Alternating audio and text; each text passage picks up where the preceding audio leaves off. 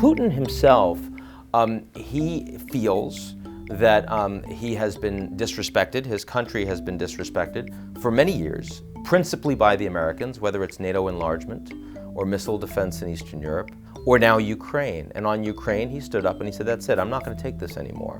And I'm going to intervene, I'm going to annex Crimea, and I might not admit it, but in reality, I'm going to kind of invade Southeast Ukraine. And that policy of standing up to the Americans is probably the single most popular thing he has done domestically since he became president in 2000. His approval ratings are at 85%. And, not only in spite of US sanctions, in some reasons, because of US sanctions. We do not actually have the ability to isolate the Russians. We don't have the international support. They're too big.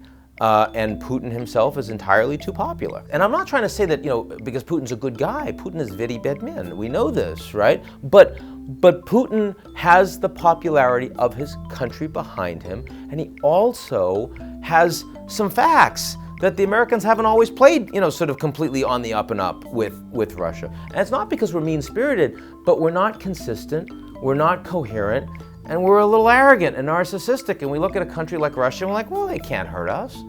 Russia is in decline, right? They're not enormously powerful as a country, but Putin himself, as an individual, as one person, is probably the most powerful individual living on the planet today. He's consolidated so much of his country's power in his own hands. And so, if we're going after him, if we're saying, you know what, Putin, if you don't do what we want, we're going to punish you. You think he's just going to sit there?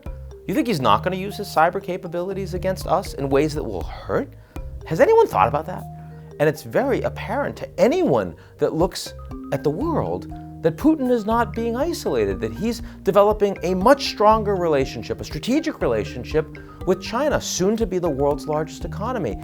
You cannot tell me that that policy is one that is helping to bolster America's foreign policy. So what you have is a situation where America is the only superpower in the world, and no one is even close to our capabilities militarily and diplomatically and technologically and resource and all that sort of thing. And yet our foreign policy is in decline. We have refused to actually make a choice of what American foreign policy should be. And this has been true since the Soviet Union collapsed, but it's gotten worse.